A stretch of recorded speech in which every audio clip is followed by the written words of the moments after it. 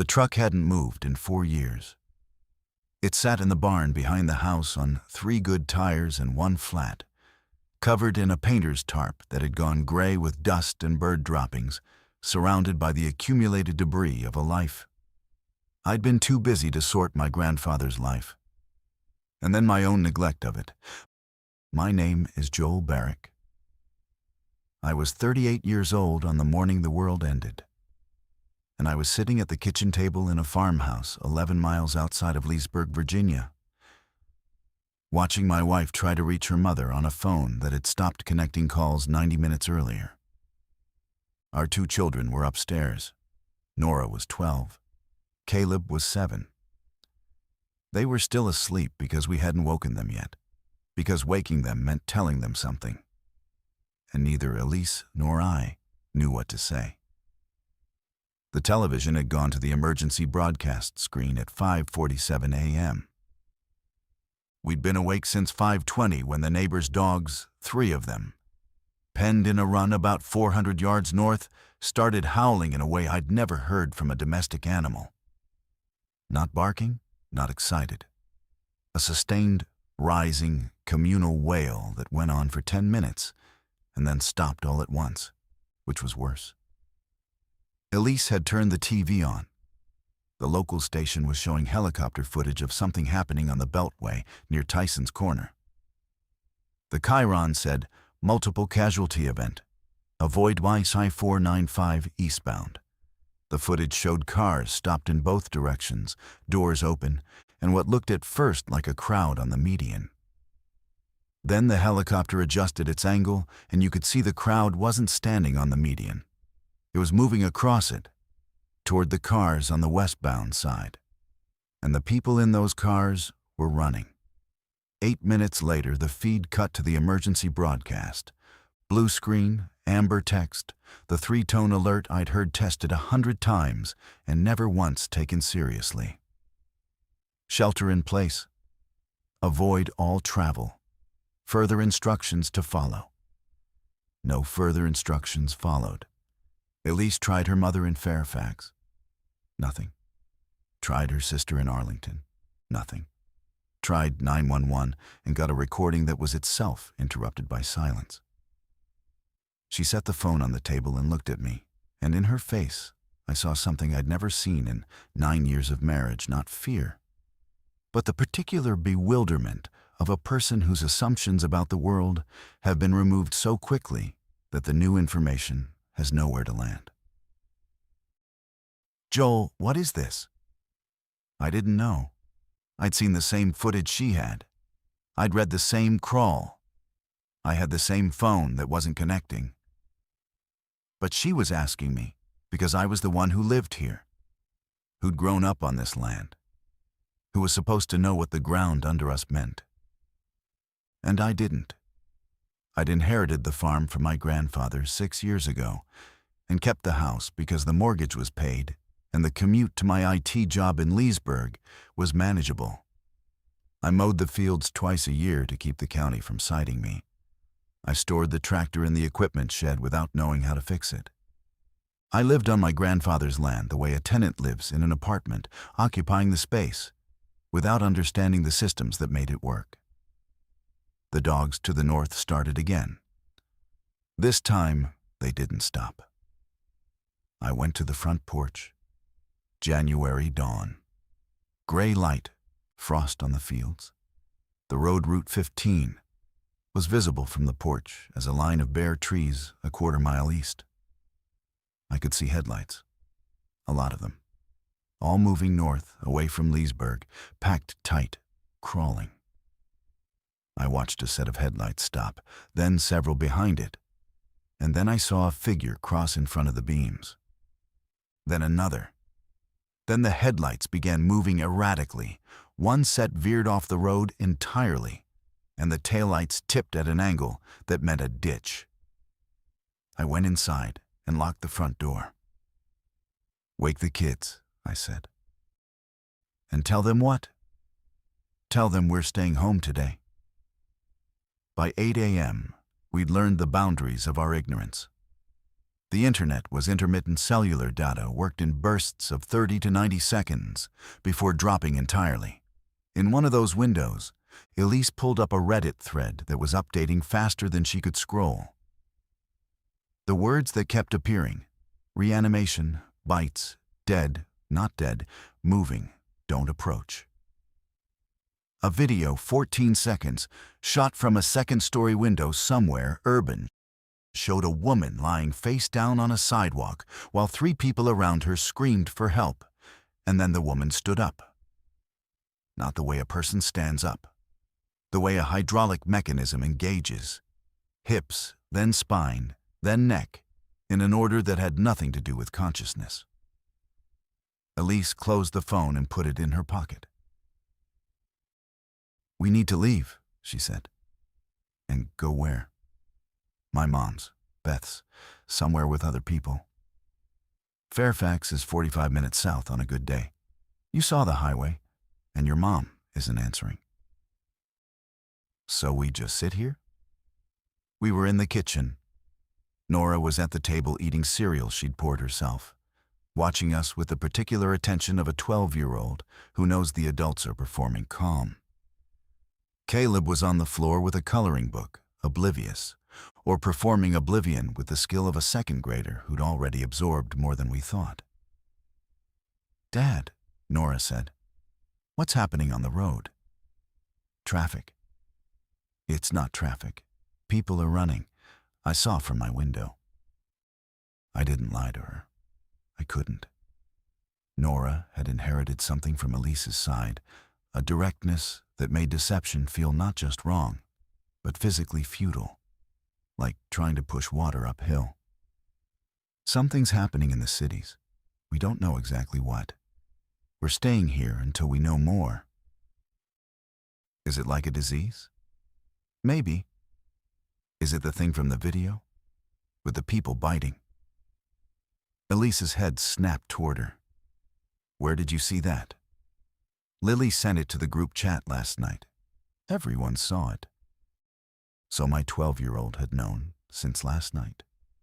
Had gone to sleep knowing, or not sleeping, lying in her room above us while Elise and I watched television in the ignorance of adults who assume their children's silence means innocence. "Yes," I said. "It's that." Nora nodded once and kept eating her cereal. Caleb looked up from his coloring book, then back down. The power went out at 9:15 a.m. Not a flicker, not a brownout. A clean, total severance that silenced the refrigerator, the furnace, and the background hum that you don't notice until it's gone. The house became immediately, profoundly quiet. Then cold. January in Virginia. 31 degrees outside. Elise looked at me and I saw the calculation happen behind her eyes.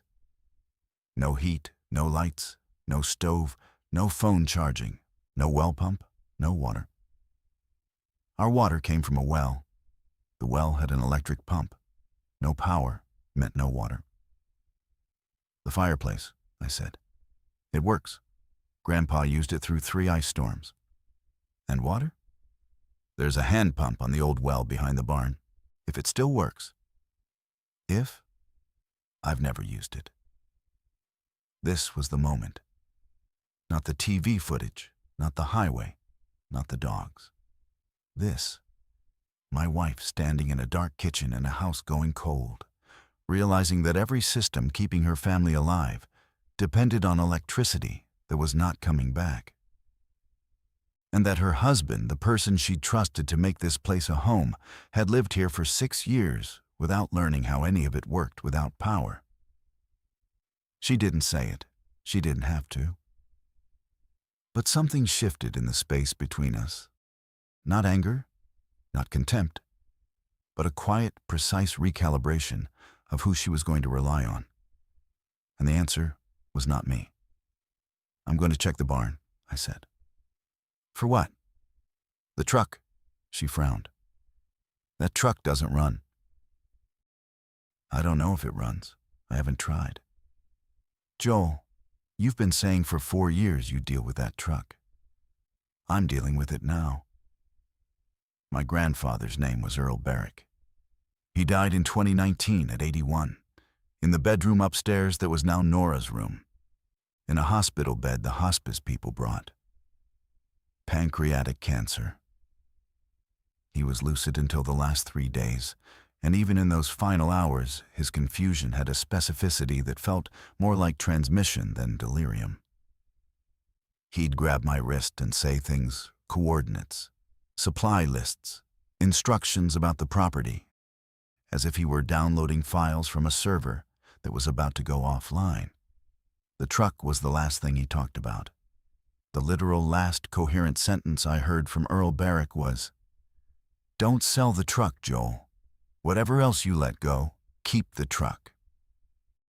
The truck was a 1987 Ford F250 diesel, manual transmission, no electronics.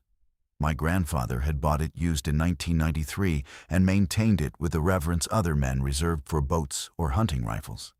It had no computer, no fuel injection, no electronic ignition. It ran on mechanical diesel injection, fuel pump, injectors, glow plugs, and a battery. It did not need a functioning electrical grid. It did not need a chip. It needed diesel, air, and compression. I hadn't understood why that mattered until I was walking to the barn at 9:30 a.m. on January 14th. Passing the useless Chevy Equinox in the driveway, a 2021 model with a push-button start, drive-by-wire throttle, and an engine management computer that required a functioning alternator, intact wiring harness, and software handshake between 12 separate modules to start. The Equinox had started fine that morning. The question was whether it would keep starting, and whether the roads it needed would remain passable, and whether a vehicle that depended on a dealership diagnostic computer for anything beyond an oil change was the thing I wanted between my family and what I'd seen on Route 15. The barn door stuck. It always stuck. I forced it with my shoulder and stepped inside. And there was the tarp, the shape beneath it, the dust. I pulled the tarp off. The truck sat there.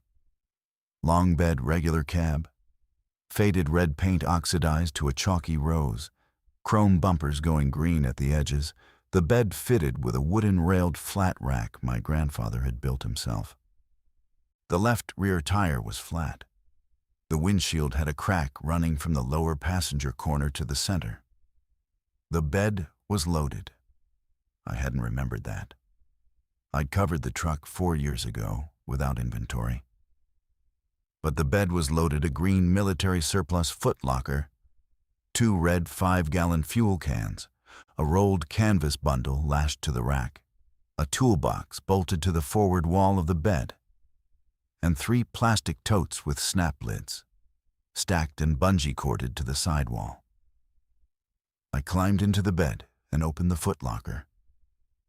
Inside, in the order I found them, a Grundig hand-crank shortwave radio, still in its box, 4 road flares, a first aid kit in a hardshell case, a water filter the kind backpackers use, ceramic element, hand pump, 2 packages of heavy-duty contractor bags, a folding camp saw, a hatchet, 100 feet of paracord, 2 emergency blankets, a fire starting kit in a waterproof pouch, and, at the bottom, in a gallon Ziploc bag, a spiral-bound notebook. I opened the notebook, my grandfather's handwriting small, slanted left, the permanence of a man who'd learned cursive from nuns. The first page said, "Joel, if you're reading this, something happened and the power's out. Don't waste time being sorry about it. Here's what you need." The next 40 pages were instructions.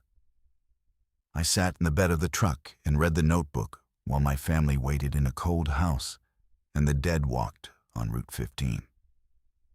I read it because I couldn't stop. Every page was a disclosure, not of the crisis, but of my grandfather.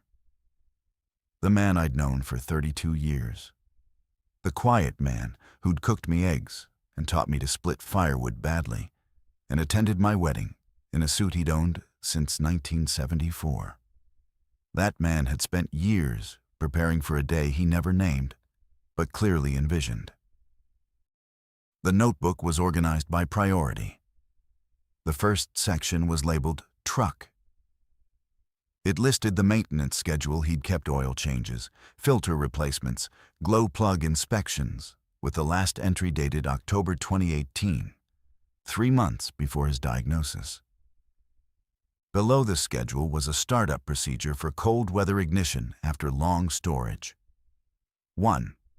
Check battery terminals clean with wire brush if corroded. 2. Check fuel. If diesel has been sitting more than 6 months, add stabilizer from the toolbox, red bottle. 3. Prime fuel system. Use the hand pump on the injection pump housing, 30 strokes. 4. Engage glow plugs, turn key to on. Wait for dash light, 15 seconds. 5. Crank. If no start, wait 60 seconds, re-prime, try again. Do not crank more than 10 seconds at a time. Below this, in different ink, added later. The battery is a deep cycle marine. It holds charge longer than a standard, but if it's been years, it might need a jump. There's cables in the toolbox. I opened the toolbox.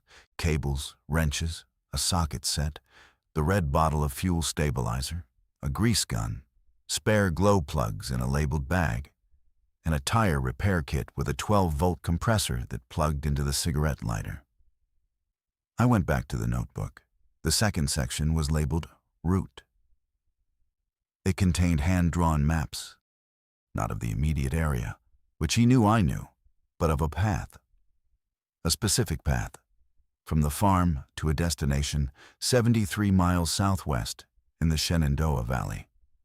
The destination was marked with a circled X and labeled Uncle Buddy's Place, now Mackey's. Gate code 4481. Tell them Earl sent you. I didn't know an Uncle Buddy. I didn't know anyone named Mackey.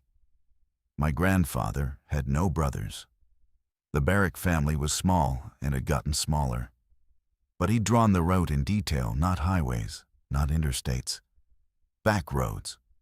Route 9 west to Hillsboro, then south on unpaved Forest Service roads through the Blue Ridge, avoiding Winchester, avoiding I-81, skirting every population center larger than a gas station. He'd marked water sources along the route: springs, creeks, a cattle trough on a farm he'd labeled Henderson's. Good people. He'd marked fuel. 2 locations circled in red. A farm co-op diesel tank in Round Hill and a church camp generator shed near Linden, both annotated with the words gravity feed. No power needed. This man, my grandfather, who I thought spent his last years watching weather forecasts and feeding barn cats, had plotted an evacuation route that avoided every road a modern GPS would suggest, hitting resupply points that didn't require electricity, leading to a destination I'd never heard him mention. The third section was labeled Family. It was short, 4 lines. The house is good for 2 to 3 days if it's cold. Fireplace works. Hand pump works if you prime it. Instructions on the pump housing. Don't stay longer than that. The road out front will draw people and whatever's chasing them. You want to be gone before the second night. The fourth section, the last one with writing, was labeled Joel. I know you think I was crazy to keep this truck. I know you and Elise laugh about the old man and his projects. That's fine. I was your age once, and I thought my father was a fool too. Every generation thinks the one before it was afraid of shadows. I wasn't afraid of shadows. I was afraid of the things that make shadows, which is a different kind of fear, and it requires a different kind of preparation. This truck will start when nothing else will. It runs on fuel and compression. It does not ask permission from a satellite or a server. It goes where you point it, as fast or slow as you need, and it carries weight. Take your family to the valley. Follow the route. Don't take the highways. Don't stop for strangers, unless they're children. Don't sell the truck. I closed the notebook and sat in the truck bed with January air on my face and the sound of distant horns on Route 15, and a feeling I couldn't name, not grief, not gratitude, but the specific disorientation of realizing someone loved you in a language you'd been too fluent in your own to hear. I changed the tire first. The jack was under the bench seat in the cab, exactly where the notebook said it would be. The spare was bolted under the bed, inflated to 50 PS1, within range. My grandfather had maintained a spare tire on a truck he hadn't driven in over a year before he died. The spare had held air for 6 years. The battery terminals were corroded, but intact. I cleaned them with a wire brush from the toolbox. The fuel, I opened the tank cap and smelled it, had the sour edge of aged diesel. But the stabilizer bottle was full. So I added the amount the notebook specified and let it sit. I found the hand pump on the injection housing and primed it, 30 strokes, feeling the resistance build as fuel filled the lines. Then I climbed into the cab. The seat was cloth, bench style, cracked at the seams. The steering wheel was hard plastic, thin, no airbag. The dash was simple speedometer, tachometer, fuel gauge, temperature gauge, oil pressure, voltmeter, and a row of indicator lights. No screen, no interface, no menus. The key was in the ignition. It had been in the ignition for 6 years. I turned it to on. The dash lit up glow plug indicator, oil light, battery. I waited 15 seconds as the notebook instructed. The glow plug light went out. I turned the key to start. The starter ground. The engine turned over once, twice, 3 times, heavy, reluctant. The sound of a large diesel being asked to remember itself. On the 4th revolution, it caught. A single cylinder fired, then another, and the engine stumbled into a rough, clattering idle that shook the entire truck. Black smoke poured from the exhaust for 10 seconds, then thinned to a haze. The idle smoothed. The oil pressure gauge climbed. The voltmeter showed 13.8, which meant the alternator was charging. I sat in the cab with both hands on the wheel and the engine running, and I cried. Not for the crisis, not for the dead on the highway, or the phones that didn't work, or the cold house. I cried because Earl Barrick had maintained this truck for 25 years, had written a notebook nobody asked for, had stocked a footlocker with supplies for a day he wouldn't live to see, and had trusted that his unreliable, distracted, perpetually busy grandson would eventually walk into the barn and pull back the tarp. That trust was so outrageous, so unearned, so precisely calibrated to the kind of man I actually was, rather than the kind I pretended to be, that it broke something in me that needed breaking. Elise appeared in the barn door. She'd heard the engine. "It runs," she said. "It runs." She stood there for a moment, then walked to the passenger side, opened the door, and looked at the cab, at the notebook on the seat, at the dash with its analog gauges and its key in the ignition. "Your grandfather," she said. "Yeah. What else did he leave? A way out." She picked up the notebook and began reading. "I let the truck idle and went to pack the house. We had 2 hours. That was the number my grandfather's notebook implied to be gone before the second night, but the road was already bad and getting worse. And I didn't want to be loading the truck at dusk." Elise took over the packing with a speed and decisiveness that I recognized from the way she ran her classroom. She was a 4th-grade teacher. She organized 30 children's competing needs into coherent days, 5 days a week, 9 months a year. An evacuation was a field trip with higher stakes. She gave Nora a list. All the coats, all the blankets, sleeping bags from the hall closet, the battery lantern from the garage. She told Caleb to fill his backpack with the things he'd be saddest to lose, no more than he could carry. Caleb chose 3 books, a stuffed bear named Captain, a deck of cards, and a flashlight. I dealt with water and food. The hand pump on the old well worked barely. The leather cup seal was dried and cracked, and the first 40 strokes brought nothing but air and groaning pipe.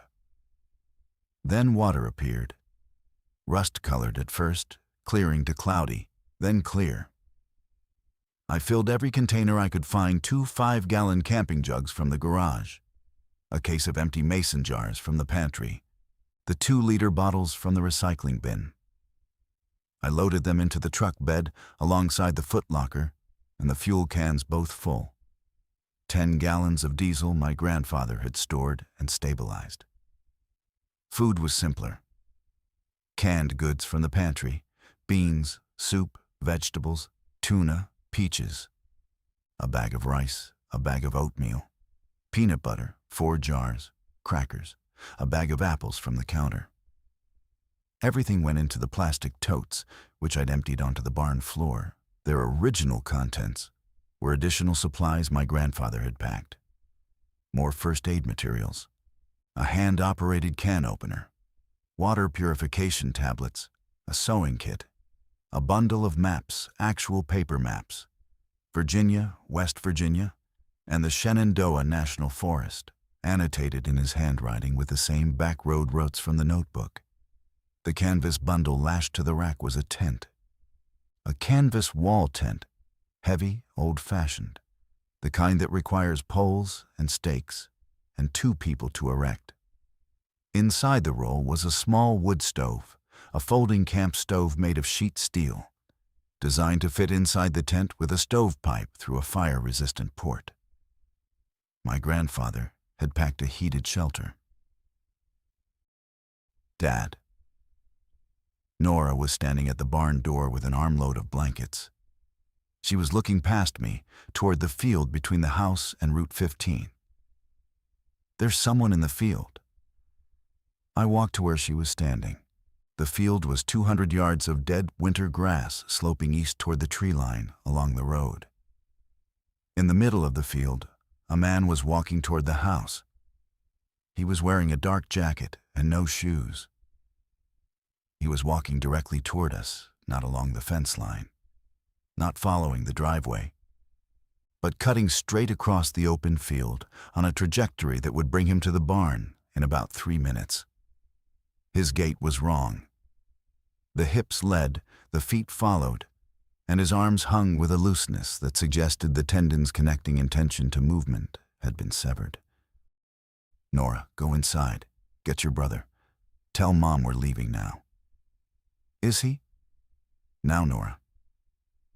She dropped the blankets and ran. I watched the man in the field continue his approach. Behind him, at the tree line, I saw 2 more shapes emerge from the ditch along Route 15. They moved the same way, same direction, toward the house. Whatever was on the highway had found the driveway. I loaded the blankets into the truck bed, threw the tent roll on top, and pulled the truck out of the barn. The engine was still warm.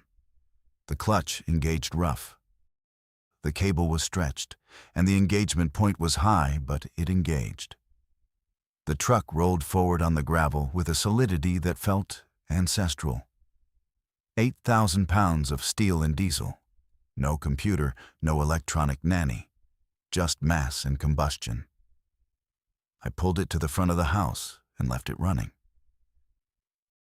Elise came out with Caleb on her hip and 2 bags over her shoulders. Nora behind her with a backpack and the battery lantern. I took Caleb from Elise and put him in the cab, center of the bench seat. Nora climbed in after him. Elise threw the bags in the bed and got in the passenger side. I looked east. The man in the field was 100 yards out. The 2 behind him were closer to the tree line. On the road beyond, I could see the traffic had stopped entirely. People were out of their cars. Some were running across the field in our direction. Living people, panicked, fleeing something on the highway. Behind them, following at that same mechanical pace, more of the others. "Joel," Elise's voice from inside the cab, controlled, urgent. "Drive." I got in, put the truck in gear, and turned west on the farm road that ran along the back of the property toward the County 2 lane that connected to Route 9. In the rear-view mirror, I watched the figures converge on the house we'd left. One of the living runners reached the porch and tried the front door, which I'd locked.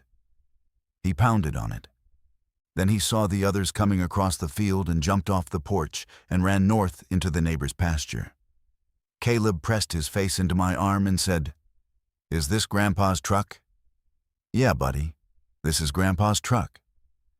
"It's loud." It is. I like it. My grandfather's route began on County Road 662, which ran west from the back of our property through farmland and old-growth timber for about 9 miles before intersecting Route 9 near Hillsboro. There was no reason for anyone to be on 662 in a crisis. It didn't go to a hospital, a store, a shelter, or a highway on-ramp. It went through fields and forest, and the only structures along it were 3 farms, a decommissioned one-room schoolhouse, and a volunteer fire station that had been closed on weekdays for as long as I'd been alive. This was the logic of my grandfather's route. Every turn he'd plotted avoided destinations. He wasn't mapping a path to safety, he was mapping a path through emptiness. And the emptiness was the safety. The truck rode hard. No power steering, so every turn required deliberate effort. The suspension was stiff leaf springs, truck springs, built for hauling, not comfort. The heater worked, but roared at a single temperature. Nora had the notebook open on her lap, navigating, calling out the turns from my grandfather's hand-drawn maps. Left on 662 for 6 miles, then right on an unnamed gravel road. He drew a silo at the corner. We found the silo. The gravel road was unpaved and narrow, climbing into the foothills. The truck handled it without complaint. The all-terrain tires my grandfather had mounted were worn but deep-treaded, and the 4-wheel drive engaged with a mechanical clunk from the transfer case. We climbed. 2 miles up the gravel road, we came around a bend and found a pickup truck sideways across the road. Driver's door open, engine off. Nobody inside. A child's car seat in the back, empty, straps unbuckled. A cell phone on the dashboard, screen cracked, battery dead. No blood, no damage to the vehicle, no sign of what had happened. Just an emptied truck on a road nobody should have been on. I put the Ford in low range and eased around the abandoned pickup through the drainage ditch on the right side. The ground was frozen hard enough to support our weight. Caleb watched the empty car seat through the rear window as we passed. "Where's the baby?" he asked. "Someone took the baby somewhere safe," Elise said. Her voice was seamless. She didn't hesitate. Caleb accepted it. Nora said nothing. She watched the car seat too, and then turned back to the notebook. And the silence between what Elise had said and what Nora understood was the distance between 7 and 12, which is a larger distance than most maps show. We reached Route 9 at Hillsboro by 1 p.m. The village was one intersection, a general store, a post office, a church, and 4 houses. The store was closed. One of the houses had its door open. The intersection was empty. My grandfather's route turned south here, onto a Forest Service road that climbed into the Blue Ridge. "Stop," Elise said. "Why?" "The store. We should check for supplies." "The route says keep moving." "The route was written by a man who's been dead for 6 years, Joel. We need diapers." "Caleb doesn't wear—" "Not for Caleb. I'm 4 days late and I bought a test yesterday that I haven't taken, and I'm telling you we need supplies from that store." The truck idled at the intersection. I looked at Elise. She looked at the windshield. Nora looked at her mother with an expression that contained an entire reorganization of the future. "You think you're pregnant," I said. "I think we should check the store." I parked in front of the Hillsborough General Store. The door was locked, but the window beside it was single-pane glass, and I broke it with the hatchet from the footlocker. Feeling the wrongness of it in my hands, the transgression of property, the noise, the exposure.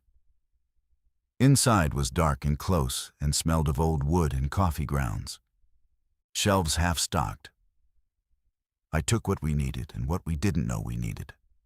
Canned goods, batteries, matches, a box of heavy-duty garbage bags, 2 bottles of ibuprofen, prenatal vitamins. The store stocked them.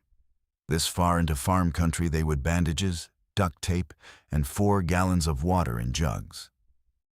Elise came in behind me and went to the personal care aisle. She took what she needed and put it in her coat pocket without showing me. When we came back to the truck, someone was standing at the tailgate.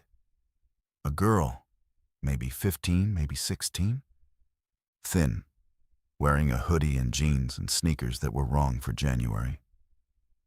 She was looking at the truck bed, at the supplies, the footlocker, the water jugs, with the expression of someone reading a menu after a long fast.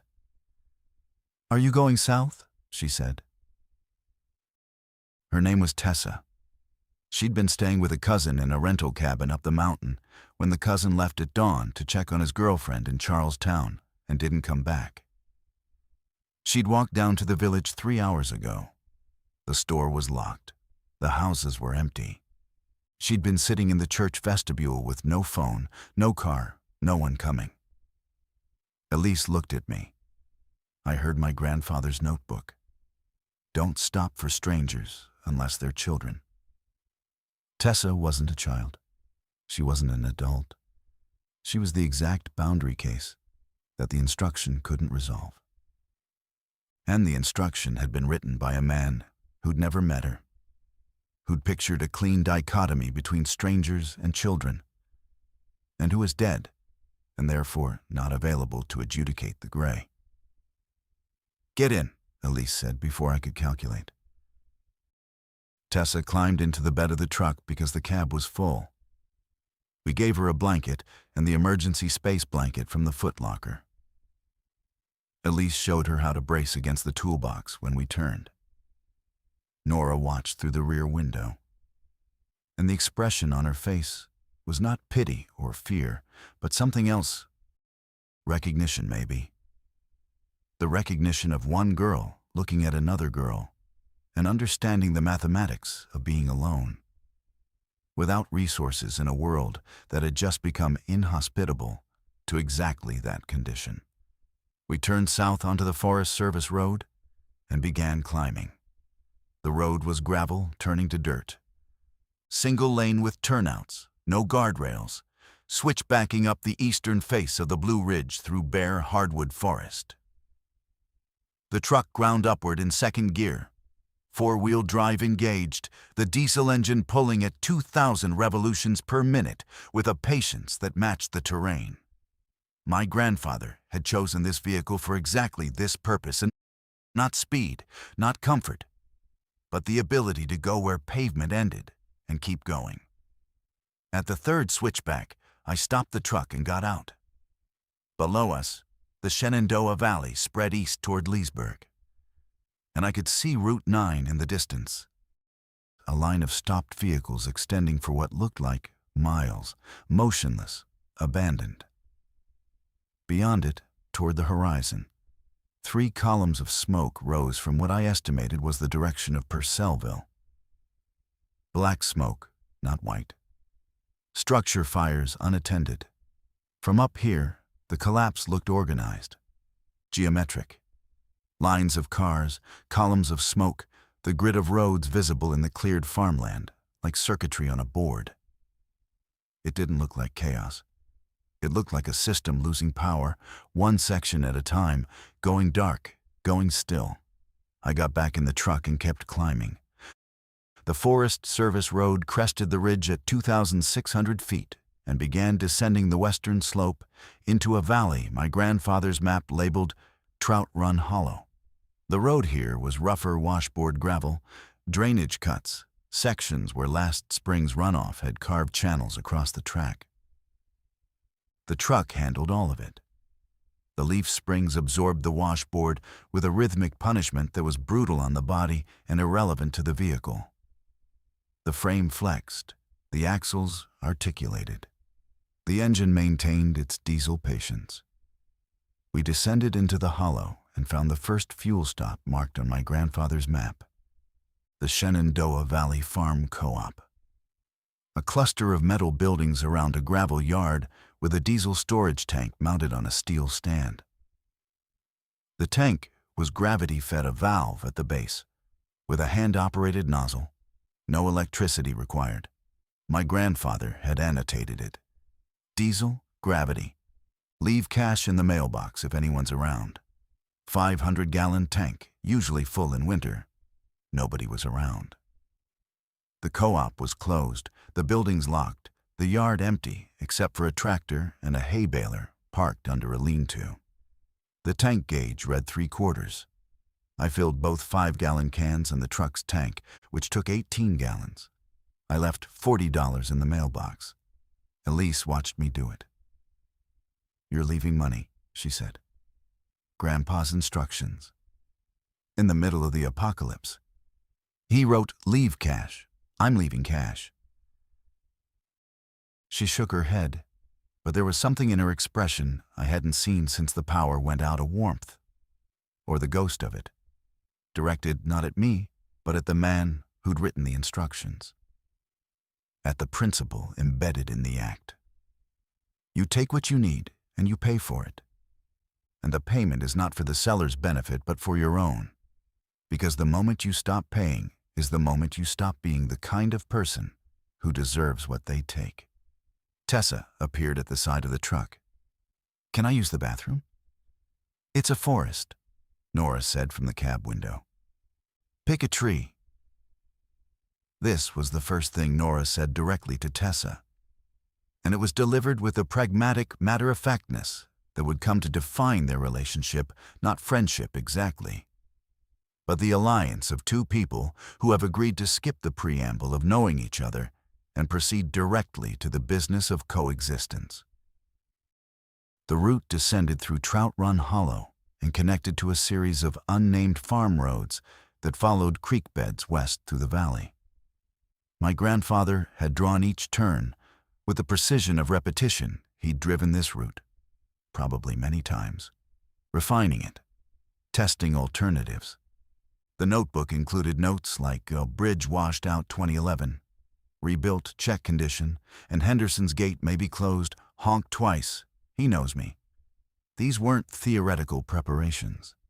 These were field-tested evacuations from a man who'd rehearsed his own departure and never used it. Henderson's Gate was closed. I honked twice, nobody came. I got out and opened it manually, a tube steel farm gate, chained but not locked, swinging across a cattle guard. The road beyond crossed a pasture where 30 or 40 head of cattle stood in the winter grass, unbothered, chewing, existing in the total indifference of animals who have no concept of civilizational collapse and therefore cannot be harmed by it. We crossed the pasture and re-entered forest on the far side. The road narrowed to a track, 2 ruts with grass between them, climbing again through a gap in the ridgeline that my grandfather's map labeled Dowell's Gap. The truck barely fit. Branches scraped both sides, and I heard Tessa duck as a low-hanging limb swept the bed. On the far side of the gap, the road dropped into a wider valley, and the notebook's next annotation stopped me. Fuel stop 2, Mount Carmel Camp, Linden. Generator shed behind the dining hall. 200-gallon diesel tank, gravity. Combination lock, 7734. If people are there, ask for the pastor. His name is Dell. Tell him Earl from Loudon sent you. We reached the camp at 4:30 p.m. The light was starting to go. January days are short, and the valley's shadows were already pooling. Mount Carmel Camp was a church retreat center. A main building, a dining hall, 4 cabin rows, a chapel, all built of log and stone, set in a clearing along a creek. There were people there. 5 vehicles in the gravel lot, lights in the dining hall windows, a curl of wood smoke from a chimney. I stopped the truck at the entrance, and Elise and I looked at each other. "Your grandfather knew these people," she said. "Apparently. And you don't."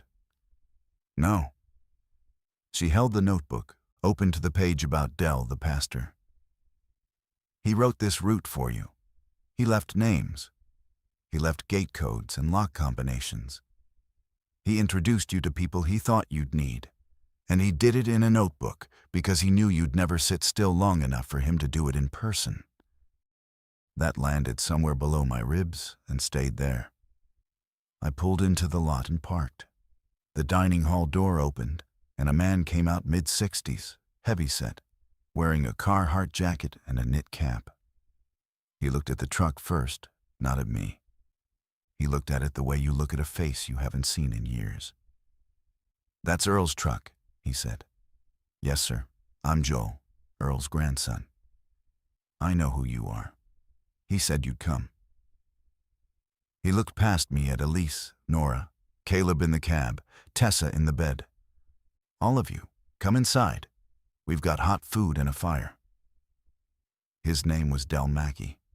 He was Earl's cousin, not Uncle Buddy. Uncle Buddy was Del's father, dead since 2005. The property had been in the Mackey family for 3 generations, and my grandfather had been sending diesel, canned goods, and small amounts of cash to Del twice a year for the past 15 years, maintaining a supply line to a destination he expected his grandson to need. Earl Barrick had been building me a road. Not just the route, not just the truck, a road made of people and provisions and handshakes and obligations that stretched from Loudoun County to the Shenandoah Valley, maintained through decades of quiet investment, waiting for the day I'd be desperate enough to follow it. Del had 14 people at the camp when we arrived, and the way he managed them told me everything about the difference between his preparation and mine. I'd loaded a truck. Del had built a community. The camp ran on well water, gravity-fed from a spring on the ridge above. No pump, no electricity required. A cast-iron cook stove in the dining hall burned wood from a pile that represented 3 years of accumulated cutting. The cabins had wood stoves. The chapel had a hand-cranked generator that powered a CB radio Dell's only link to the outside, which was saying less and less each day. Over dinner, venison stew made from a deer one of Dell's congregation had brought, dressed and quartered, he told us what he knew. Not much. The CB traffic was fragmentary. Military channels overloaded with jargon. Trucker channels full of panic. A few ham operators in the valley exchanging coordinates and body counts, with a flat tonal quality of people who'd gone past fear into bookkeeping. "What I know is this," Del said. "The cities went first. Anything over 50,000 people was overrun in the first 12 hours. The smaller towns held for a day or two, depending on geography.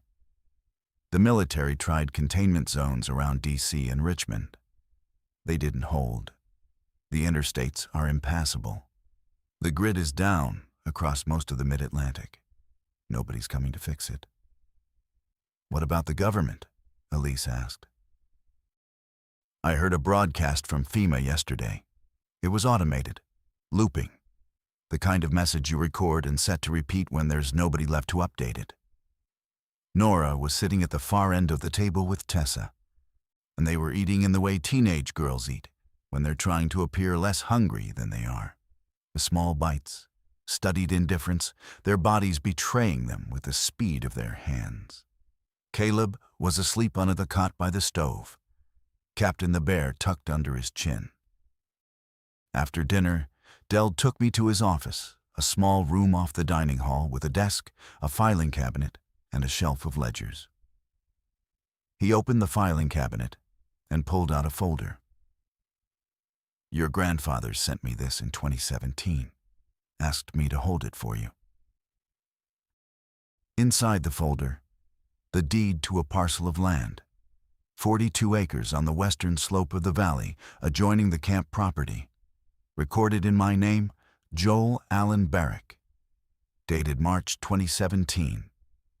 A purchase I'd never been informed of, paid for by a man who was already dying and who had decided that his grandson's future would include land in a valley far from the highways, adjacent to the only community he trusted. "He bought this," I said. "He put every dollar from selling his timber rights into it. Said the trees were worth more as a place than as lumber." "He never told me." "He said you'd argue. He said you'd call it paranoid and try to talk him out of it. He said it was easier to just do it and let you find out when you needed to." I held the deed, a single sheet of paper, legal description, signatures, a county seal. 42 acres I'd never walked, in a valley I'd never visited, bought by a man who understood me with a precision that I'd mistaken for distance, because I'd never learned the difference. "The parcel has a cabin," Dell said. "One room, stone foundation, hand-dug well. He built it with my father in the summer of 2015. I have the key." We drove to the cabin the next morning. It was a mile and a half from the camp, up a gravel track that ended at a clearing on the slope overlooking the valley. The Blue Ridge rose behind it. The creek from the camp ran along the property's eastern edge. The cabin was small, maybe 400 square feet. One room with a sleeping loft, stone chimney, puncheon floor, a porch that faced east toward the valley. The wood stove was cast iron, heavy, set on a stone hearth.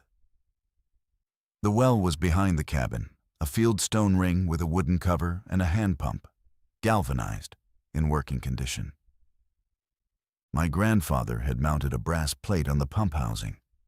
It said, "Barrick, 2015. He'd built me a home I'd never seen, on land I'd never known about, equipped with water that didn't need power and heat that didn't need fuel, beyond what grew on the surrounding 42 acres. Elise walked through the cabin touching things. The hand-hewn window frames, the iron latch on the door, the loft ladder, pegged, no nails. She opened the single cabinet above the counter and found it stocked. Mason jars of dried beans, rice, lentils, sealed with wax. Canned vegetables, the home-canned kind, in ball jars, pressure sealed, labeled in my grandfather's handwriting with contents and dates. All within shelf life, all waiting. "He did this while he was sick," she said. "The canning dates are 2018. He was diagnosed in January 2019. So he spent his last healthy year filling a cabinet in a cabin you didn't know existed." "Yes." She sat on the edge of the single bunk and pressed her hands together between her knees.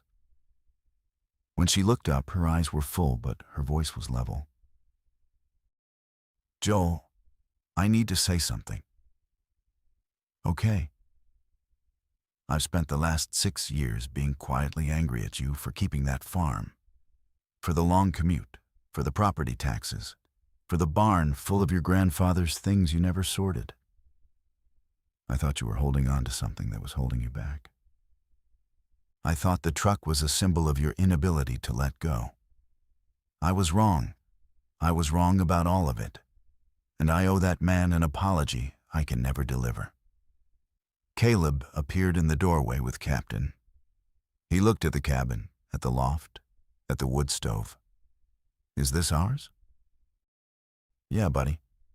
"Did Grandpa Earl build it?" "He did. For us."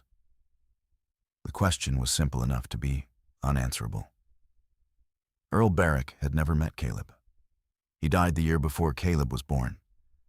He'd built this cabin for a grandson he was losing patience with, for a family he could only imagine, for children he'd calculated into existence the way he calculated fuel stops as future certainties that required present investment. For us, I said. Nora climbed the loft ladder and lay on the platform, looking at the ceiling.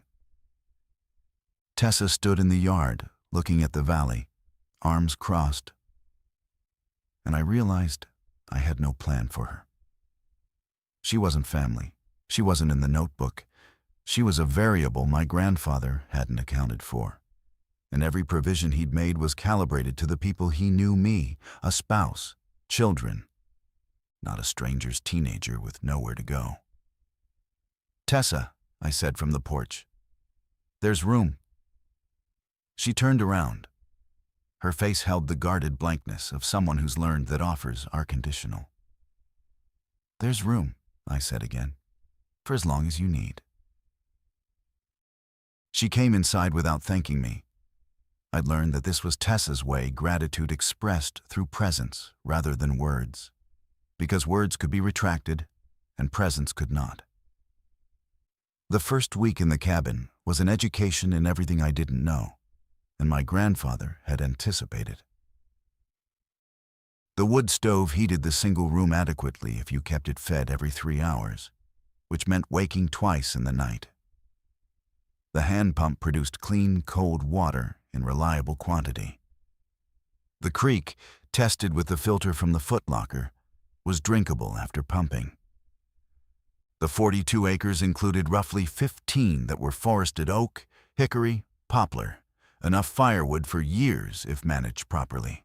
The remaining acreage was a mix of cleared meadow and old orchard apple trees, untended but bearing, and a garden plot that showed evidence of recent cultivation. Dell told me my grandfather had planted it the last summer he was able to travel. I was learning my grandfather in reverse. Every discovery on the property was an answer to a question I hadn't thought to ask while he was alive. The root cellar dug into the hillside behind the cabin. Why? Because refrigeration requires electricity and a root cellar doesn't. The splitting maul hung by the woodpile on hand-forged hooks. Why that tool? Because the handle was ash, replaceable from the forest. And the head was a single piece of steel that couldn't break at a weld. The notebook's final pages, which I hadn't read in the urgency of the first day, contained diagrams for a smokehouse, a chicken coop, a cold frame for winter greens, and a gravity-fed irrigation system from the creek. He'd designed a life. Not a shelter, not a bunker, not a hiding place. A life. One that could be sustained by the land and the labor of the people on it, without any input from the systems that had just collapsed. Dell came by every 2 or 3 days, sometimes with supplies, sometimes with news from the CB. The picture assembled itself in fragments. The eastern seaboard was dark. The military had pulled back to defensible positions, mountain passes, river crossings, airfields. Civilian authority had dissolved at the county level in most places. People were clustering around resources: water, food, defensible terrain. The infected were most concentrated in the lowlands, the urban corridors, the highway networks where population density had been highest. The mountains were quieter. Not safe, nothing was safe, but quieter. On the 9th day, Dell brought someone with him, a woman named Audrey, mid-40s, with a teenage son named Kai. They'd been at the camp since before we arrived, but I hadn't spoken to them. Audrey was a veterinarian from Front Royal who'd driven into the valley on the morning of the outbreak, following a hand-drawn map she'd received in the mail 3 years earlier. The map had been sent by Earl Barrick, whom she'd never met in person but had corresponded with through a preparedness forum she'd moderated online. "He sent maps to other people?" I said. "At least 4 that I know of," Dell said, "all of them leading here. All of them arriving in the mail with no return address, no letter, just the map and the gate code." my grandfather had been recruiting. Not a militia, not a prepper network, a skill set, a veterinarian. Dell was a diesel mechanic before he was a pastor. I later learned that 2 other families at the camp had been similarly summoned. A retired agricultural extension agent named Walt, and a woman named Priya who taught wilderness medicine for NOLS for 15 years. Earl Barrick hadn't just built me a cabin and stocked me a truck. He'd assembled the components of a functional community along a route that led to land he'd bought with timber money, staffed by people he'd vetted through years of correspondence. All of it invisible to me because I'd been too absorbed in my own life to notice that my grandfather was building a second one. Winter in the valley was manageable because of what had been prepared, and brutal because of everything that hadn't. The cabin was too small for 5 people. By the 3rd week, the intimacy of a single room had compressed every relationship into a pressure test. Elise and I negotiated space in the careful, deliberate way of a couple who discovered that the crisis had paused their marriage's unresolved arguments, but not resolved them. My failure to learn the farm, my years of treating my grandfather's preparations as eccentricity, my inability to provide anything that first morning, except a locked door in a dark house, all of it sat between us, unspoken, the way sediment sits at the bottom of still water, invisible until something stirs it. Tessa slept in the loft with Nora. They'd formed an alliance that excluded adults by design, a closed circuit of shared observation, private jokes, and the kind of mutual protection that adolescent girls build when the world demonstrates that adult protection has limits. I heard them whispering at night, narrating the day to each other in the darkness, and the sound was both comforting and isolating, because it meant my daughter had found a companion she trusted more than me. Caleb adapted the way 7-year-olds adapt by redefining normal. Within a week, his world was the cabin, the porch, the woodpile, the creek, the path to Dell's camp, and Captain the Bear. He didn't ask about school or television or his friends. He asked about the wood stove, the hand pump, the animals in the forest. He was becoming a version of himself that I realized, with a shock that felt like recognition, was closer to the child my grandfather had been than to anything Caleb's suburban life had been shaping him toward. Elise took the pregnancy test on day 12. She told me the result in the dark, after the children were asleep, lying next to me on the narrow bunk with her mouth close to my ear. Positive. I didn't speak for a long time. She waited. "Are you afraid?" I finally asked. "I'm beyond afraid. Afraid is a luxury for people with hospitals. I'm doing math. Due date is September. Can we have a clean water supply, adequate food, and a person who knows how to deliver a baby by September?" Priya, the wilderness medicine instructor. She's delivered babies in the field. "You've already thought about this." "Since the store in Hillsboro." She turned her head and looked at me in the dark. And what I saw in her face was not the recalibration from the kitchen, not the quiet demotion of a husband who didn't know his own property. It was something else. The beginning of a revision, not of me, but of the question of who I was, which she'd answered years ago, and was now reconsidering in light of evidence she hadn't had. "Your grandfather," she said. "He didn't just prepare for the emergency. He prepared for the life after. The garden, the orchard, the community that's not survival. That's inhabitation." "I know. Do you? Because I need you to be the person who understands what he built, not the person who kept the truck because he was told to. The person who knows why." I didn't know why, not yet. But I was beginning to understand that the answer was somewhere in the gap between the man I'd been, the man who'd driven past the barn every day without opening the door, and the man my grandfather had built this for, who might not exist yet, but whose provisions were waiting. Spring came to the valley in March slow, grudging, the way Appalachian springs always come, with frost and mud and a green so tentative it looked like it might retract at the first cold night. The orchard bloomed. The garden plot, which Walt the extension agent had helped me prepare in late February, showed the first pale shoots of the cold, hardy greens my grandfather had specified in the notebook's garden section: kale, spinach, turnips, lettuce. Seeds from vacuum-sealed packets in the root cellar, labeled in his handwriting, dated 2018. The camp had grown to 31 people.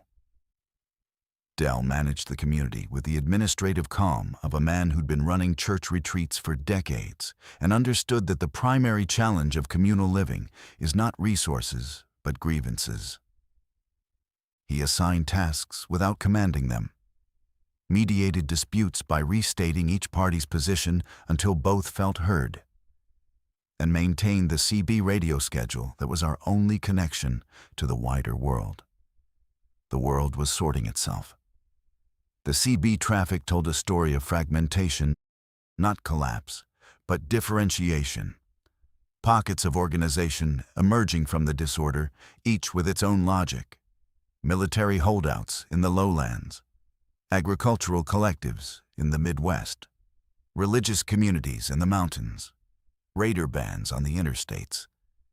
And everywhere, between the organized pockets, the infected, slower now, some of them, degrading physically in ways that suggested the reanimation had a shelf life, though no one knew how long. Audrey, the veterinarian, became our medical authority by default, treating human patients with the same diagnostic rigor she'd applied to horses and cattle. She set a broken wrist for one of Dell's congregants using a splint made from a shingle. She diagnosed Caleb's persistent cough as bronchitis, not pneumonia, and treated it with steam inhalation and a tea made from wild thyme she'd gathered on the ridge. When Elise's pregnancy entered its second trimester, Audrey and Priya established a prenatal protocol using the blood pressure cuff from the first aid kit and a fetal stethoscope Audrey had brought in her veterinary bag. "You're using a horse stethoscope on my wife," I said. "Heartbeats sound the same in every mammal," Audrey said. "The baby's fine." I was splitting wood on a Tuesday in late March when Tessa came down from the ridge at a run. She'd been foraging wild ramps with Nora, a task she'd volunteered for and performed with a competence that came from somewhere I hadn't asked about. Because Tessa's past was a door she'd closed, and I'd respected the closure. "There are people on the fire road," she said. 5, on foot.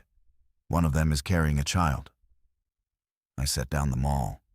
From the ridge above the cabin, you could see the fire road that ran along the valley's southern edge, the road we'd come in on, the road from my grandfather's route. It was the only vehicle-accessible approach to the camp from the east. Infected? Walking normally, talking to each other. They look exhausted. I climbed the ridge with Tessa and the binoculars from the footlocker. 5 people, as she'd said. 3 adults, a teenager, and a child of maybe 4 being carried by one of the adults. They were moving slowly, following the road, and the adult in front was holding something up a piece of paper, waving it occasionally as if showing it to the forest itself. I focused the binoculars on the paper.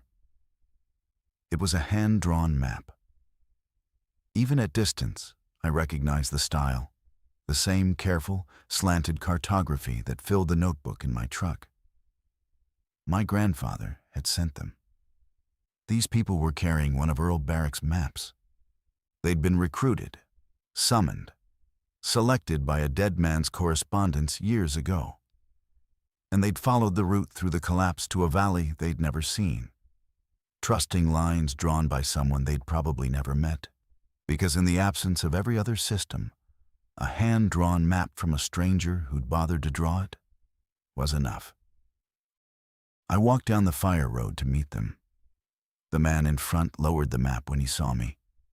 He was my age, roughly lean, with the hollowed look of someone who'd been walking for days. "I'm looking for Earl Barrick's place," he said. "Earl's gone. I'm Joel, his grandson." The man nodded as if this answer had been anticipated. He told me that might be the case. Said if he wasn't here, to ask for Joel or for Dell. "What's your name?" "Nathan Cowell. I'm a well driller from Culpeper. Earl contacted me in 2016 and asked if I'd ever considered relocating to the valley. I thought he was a crank. I kept the map anyway." A well driller. My grandfather, from whatever vantage point he'd maintained on the future, had identified the single most critical trade for a community dependent on groundwater and recruited a practitioner 9 years in advance. Behind Nathan stood his wife, her sister, a nephew, and the 4-year-old, his daughter. They carried everything they owned in backpacks and a child's wagon. They'd walked from Culpeper in 4 days, following my grandfather's route in reverse, sleeping in the same forest, crossing the same gaps. "Welcome to the valley," I said. And the words felt strange in my mouth, not because they were inadequate, but because they were Earl's words, from a script he'd written for a host he'd never seen perform the role. The truck sits in the clearing next to the cabin now. I park it facing east, toward the road, the way my grandfather would have.